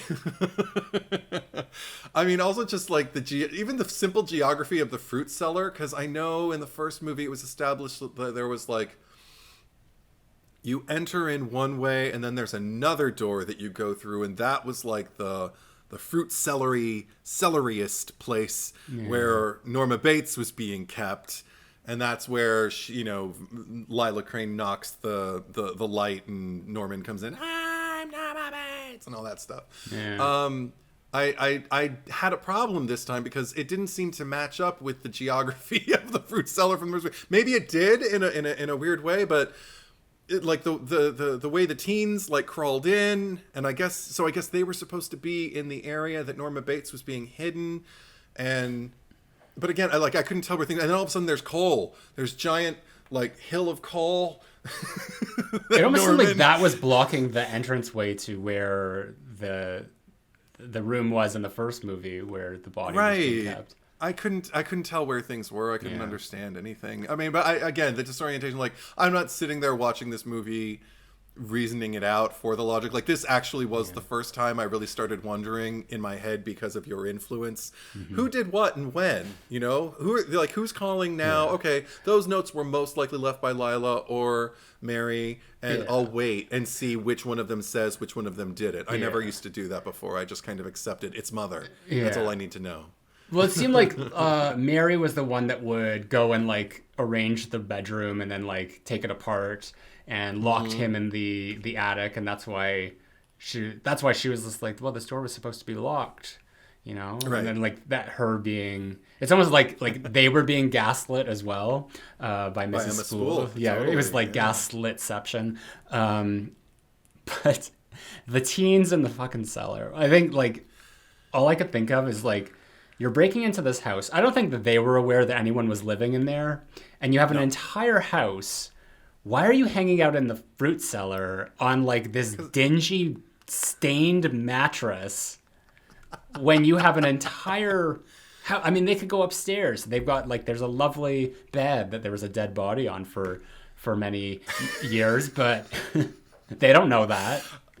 But I mean, I think that just goes back to maybe that underage mentality of just kind of like, you can inhabit a space, but you can't inhabit it, because what if like there's a caretaker who comes around, or what if there's like somebody squatting in an area of the house that you don't know about? Like, you've got this space clear, but only go as deep as you need to isolate, so you're indoors. Like, I don't know, it kind of made sense to me, like in terms of the fact that they were minors, but it also did, again, bring a very slashery. That was one of the most slashery things to happen in this movie thus far, because everything else was so, I don't know if the word is elevated, but grounded rather. Just kind of, you know, like, I mean, it all seemed very much about like this story and like these characters and what predicaments are we following. And then finally when the teens came in and wanted to smoke weed and get laid, I was like, and now we're back in the 80s. It's like it's the C.C. Cooper of it all, the Sarah Michelle Gellar. It's just this non sequitur of just like, we got to kill someone who has nothing to do with anything else. More standard slasher territory. I would have explored the whole house, but that's just me. You're not a typical American teenager, though. I guess not. No. Canadian, maybe. It's a Canadian thing. I don't know if I have much else to say, and this is really your franchise. So were there any other tangents you wanted to go off on? Well, actually, a throwback to something I mentioned earlier, which was the sandwiches. It's one of the most crucial aspects of this movie for me, in terms of like who Norman is and what this movie is really about in terms of like what's being done to him. Because we already care about him. We already know that there's at least a reach toward purity within him. But the fact that he, in that one scene where he is determined that it is no longer safe downstairs, so he and Mary are going to occupy... I couldn't... That was another thing I couldn't tell. I was like, okay, they're upstairs. They're in a bedroom. It looks like it shares the geography of his bedroom that he grew up in when he, you know, that Lila finds at, you know, toward the end of the first movie. But it wasn't decked out the same way. It looked kind of like a guest room. So I don't know where the fuck they are. But they're in a bedroom upstairs. We know that much. Yeah. And he decides that he's going to stand watch and maybe use the sleeping bag, and Mary is going to sleep in the bed. Mm-hmm. And he's just pacing around while Mary sleeps. God knows how. Because that was the same room she was in that first night, right? When she was reading in the belly of the beast. The door locked with the chair. Yeah. With the chair, yeah. A very aptly placed prop I love in the belly of the beast being the title of the book she's reading while she is trying to sleep in the psycho house. But so she's in that bed again. He's just kind of pacing around, starts to approach her with the knife. She wakes up and full on knows exactly where to look.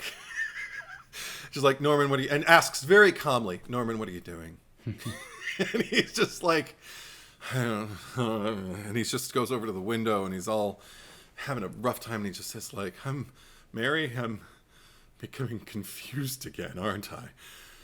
She's like, of course not. Don't lie to me. And it looks like they sped up the film or even took frames out so he could like even move more swiftly from gazing out the window to clutching the beam or whatever part of the roof he's holding onto and holding the knife in a threatening way and getting that expression on his face that sends chills down my spine, because Anthony Perkins, if he wants to scare you, he knows how.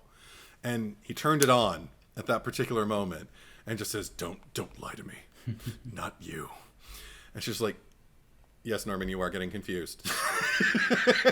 And then he softens because she's telling him the truth. She's telling him what he wants to hear, which is, you know, the perceived truth that he's losing his grip. And then she ends up holding him. And he tells her she smells good. She's like, I do? She's so tickled. Like, I just love how safe she feels with him after everything that has preceded, because I feel that safe with him in a weird way, but I wonder how many women would. So I don't know. I wonder. I want to do a poll on that myself. Okay. Like, would you? I mean, women I think identifying people only. We know that you have a crush on Norman Bates / Anthony Perkins. Oh yeah. So it's, you know. Oh yeah. This is a very biased... from boyhood. Yeah. From boyhood. I think I said in the first Psychopod, if he lived down the street from me when I was a boy, I would have been at the Bates Motel all the time. I would have been like, hey, Norman, because I get the feel he would have liked kids and it would have been cool having them around. And I would just be like, you know. Hey, Norm. But, okay. So he's there with Mary, and she's like, I do? What do I smell like? And he's like cheese sandwiches. Yeah. Which is so sweet. Like, it's said with this, like, you know, like, unassuming, like, I don't know. Again, this... he's not coming on to her. He's just a little boy being held by very unironic, yeah. Yeah. And she asks him, like, what? And he's like... No, it's the cheese sandwiches. I remember my mother used to make them for me whenever I was in bed with the temperature. That was before she became, she's like, shh, don't just remember the good things. And that's when he starts, and he says, like, no, there are no good things. There aren't any anymore. And she's like, they're not there anymore. And she's like, of course they are. It's like, no, they took them all away. Oh, God. Along with everything else, except those cheese sandwiches. And I cry like a baby because I see the Norman like that I fell for, you know, in every aspect of the way. Like, I fell for the act, you know, whatever, or for the facade that he put up. It wasn't an act, but, you know, he's not that calculating. But for, you know, the boy next door, you know, chuck on the chin kind of like, oh, gee golly quality of him. And I feel like I get that in its purest form in this scene, because he's just a boy in a house, and he's trapped there. And nobody, again, back to it, like nobody, not like the people, the relatives of his victims of the past, the system, the people who are even trying to help him, nobody can really pull him out of the past. In fact, people are even desperately trying to plant him back there and agitate from that essence. And I just see this incredibly lost person who has one solid, good memory of a time when he was perfectly happy. And I don't know, again, there's something about it. There's a cynicism I feel as a horror fan that horror allows me to believe evil's always going to exist. You know, like good might triumph in the moment, but ultimately evil's always going to be there. That's why there's always going to be a sequel. There's always going to be something coming back and hitting twice as hard now, and you have to learn how to hit 3 times as hard.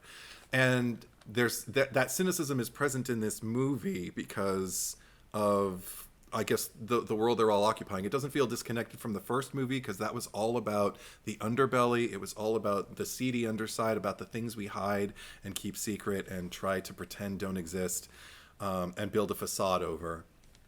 And I just love that this movie and the script was smart enough to carry those themes over, to carry these themes of duplicity and duality, and also of things that we bury, that just only to have them unearthed. Literally, the corpse of Norma Bates is buried only to be unearthed again, to prove to Norman that his mother is dead, only for him to double down on, oh, Norma Bates is dead, but she's not my real mother. Now here's a full-on backdoor to insanity that we didn't even know I had. And through and the literal back door of the house, yeah. Exactly. and again, the end, there's Emma Spool coming through the back door of the house and thinking she's had the upper hand the entire time, and Norman not knowing who the fuck he is, so he just leans on the familiar. That's what I feel he's doing when he kills Emma Spool, is just, I'm comfortable with this, so I'm just going to revert back. I got my mother back, but there's only one way I know how to have a mother, so this is it. And it's incredibly dark, but it's also darkly comedic because of the whistling that follows after he just nails her on the skull with that shovel, and then just goes back to I don't know if he's whistling Strangers in the Night, but it feels like he may as well be. And whistling always unnerves me anyway. But then the fact that like the movie ends, it began with reminding us of the past, and then kind of shows us, and it's starting all over again. But not the way you thought it was. Those are all components that make me thoroughly appreciate this installment in the franchise. So I guess that's my closing argument. All right, Your Honor. I rest my case. Thank you very much for that idealistic tangent, we'll call it. Yeah, now is as good a time as ever to get to the cherry picker. It's not like we kill people.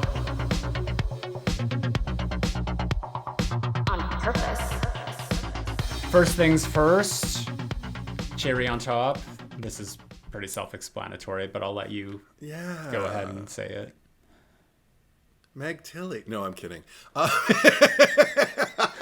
Shut up, Meg. I love her. Oh, she's great. But no, it's Anthony Perkins. Yeah. I mean, always. Come on. Yeah. Yeah. All right. Now for the cherry picker. Last week we asked you who deserves to die the most. In wrong turn, I nominated Old Man. You nominated Carly Newman. New Man. Old Man and New Man. Old Man and Newman. I was thinking more like, hello, Newman. But across Patreon, Instagram, YouTube, the total tally was 769 for Old Man versus 229 for Carly Newman. Wow, a lot of people showed up for this one, though. Thanks. Yeah, this is very popular, I guess. But let's read some of the feedback or the comments. Tex not dead. I was actually sad when Carly got it. I liked her and Scott. All right, so okay, we're seeing where this might be going here. Michael Howell says, poor Carly got engaged to just die. Oh, Jesus. Okay, you know what? You would not feel that way if you had to be in Eliza Dushku's place. Like, just constantly calming her down. Like, that's basically what your character does the whole time she's alive. Anyway, go on. Silent Saturn. Old man is kind of my hero. Working in customer service, I wish I could send anyone who sasses me down some backwater path to their ultimate demise. One can only dream. Carly gets the axe. I said it before, Nice. There's no worse character type in horror films than that bumbling idiot succumbing to hysteria. At least usually they have the decency to die quickly. Why Carly is being dragged all the way till almost the end is beyond me. I mean, she's literally being dragged. She herself thinks she should have died much earlier. Ah, man. Yes. Whale Wolf. I love Carly. She was annoying at most points, but her fiance just got murdered and people would handle this terrifying situation differently. Steve O. Canivo. I haven't watched it in a long while, but I remember really liking her, ? But obviously, she had nothing on my girl, Eliza Dushku. Okay. Imagine the whirlwind of hate you'd be in if you had nominated Jesse. I could never do that. No. Amethyst Frost. I went on such a journey with Carly. When the characters started leaping out of the watchtower, I thought to myself, I can't remember the last time I cringed as much as a character in a horror movie as this dumb girl. She should have died a full 30 minutes ago, but she keeps getting dragged through by the competent characters. It'd be so Carly if she jumped off the tower and accidentally killed herself. But then she got killed. That would have been hilarious. But then she got killed right after that, and I thought, R.I.P. Cockroach Queen. So I hated her, but I was also kind of entertained by her ridiculousness. The toothless old man gave the gas station attendant in the Texas Chainsaw vibes, and I'm not convinced he wasn't in on it to some degree, so I hated him too, but he wasn't unintentionally funny. Die. My chunky Geordie, Carly, was a pain in the ass, and the old fella knew exactly what people were walking into, which is why he had the map, and he's a creepy old dude. Okay. So call him A, call him B. Chris Was there Perkins. a decision made there? I don't know. I think it's just stating a case for both of them. There's lots of comments like that. Chris Perkins. I haven't seen this film in a while, but I do remember finding Carly incredibly annoying. So bye, girl. Sean Thank P. you. Carly. Emmanuel Shriekwe is an absolute treasure. Sure, her character is probably not the best written. Still, she brings much-needed personality to the film. The leads themselves are relatively bright and capable, however, they come across as really bland. As much as I should probably hate the loud and overly sexual Carly, I cannot deny I liked her more than the final girl-boy we were given. Sorry, not sorry. Carly and Scott deserved a much-needed wedding/honeymoon after what happened. R.I.P. Oh, right, I still need to vote. Creepy old man, obviously. Reminds me of the guy in Texas Chainsaw when Sally thinks she's gotten away. I must say that even if we agree or disagree, it's nice to have a safe space to share opinions openly.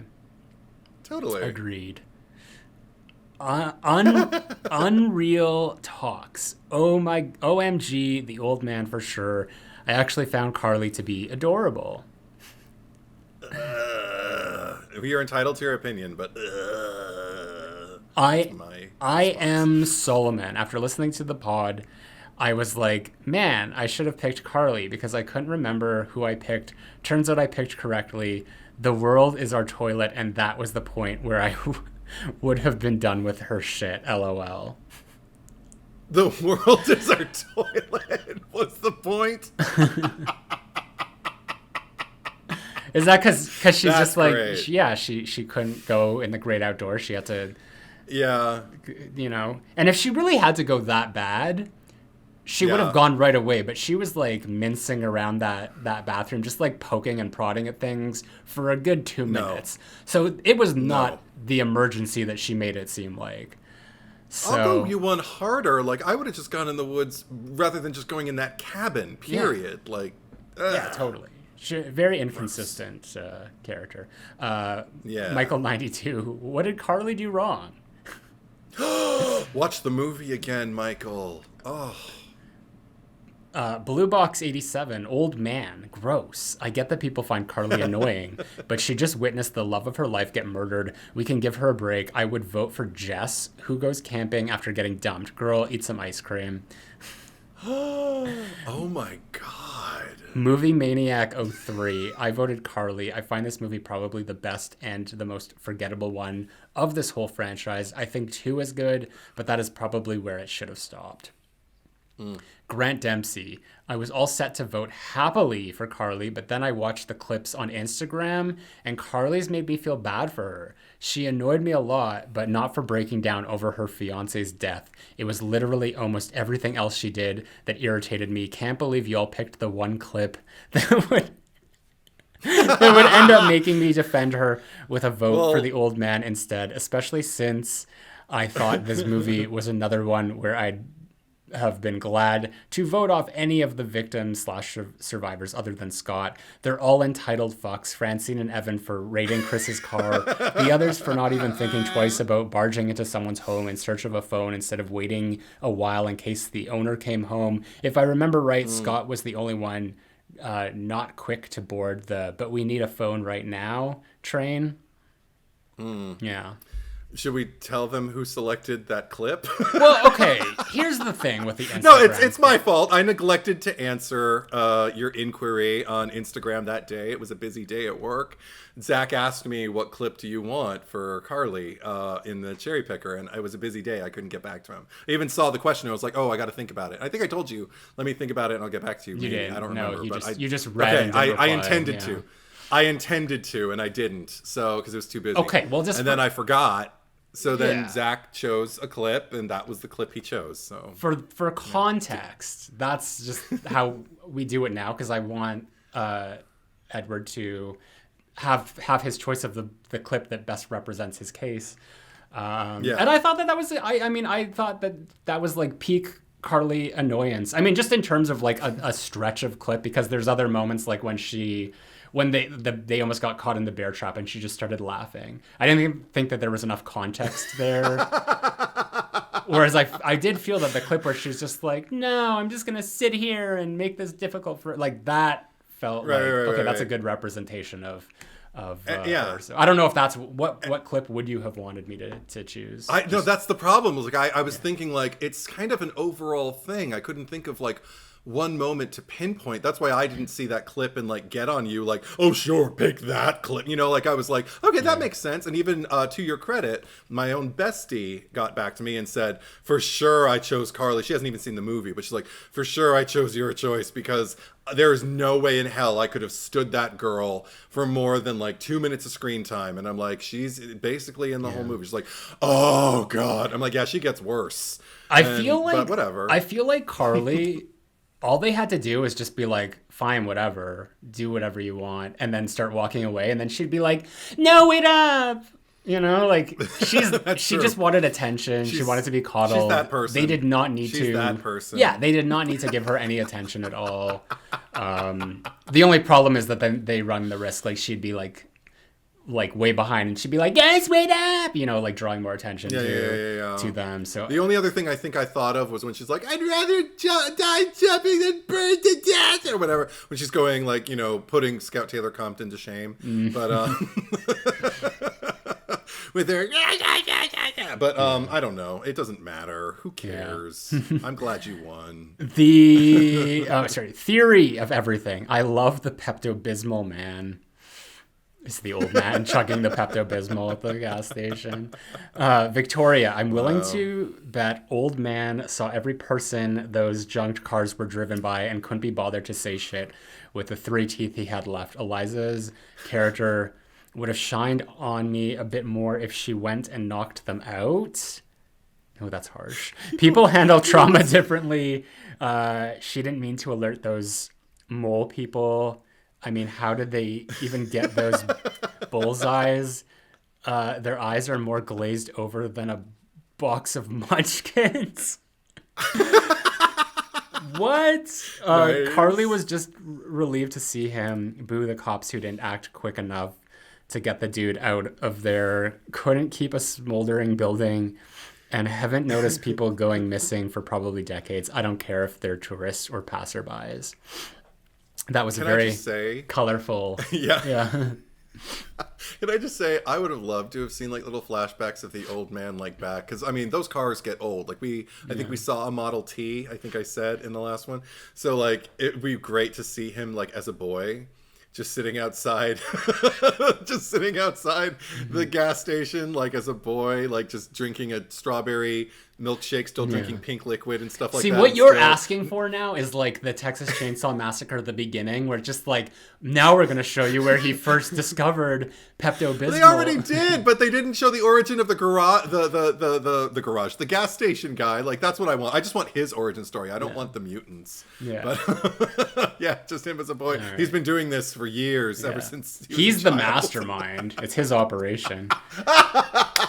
They probably, like, he gets a cut of it. Like, they probably give him, like, an eyeball barbecue or two here or there. Yeah. Barbecue, yeah. Michael Diamond. Carly was so frustrating and became unhinged. I have to vote for her. So excited for this episode. This is a nostalgic one for me. And I had a huge crush on Eliza Dushku from Buffy. You should really check out the remake, skip the sequels. Did we talk about that? We neither of us saw the remake, if it is. No. Yeah, we haven't seen it. Okay. I'd watch it.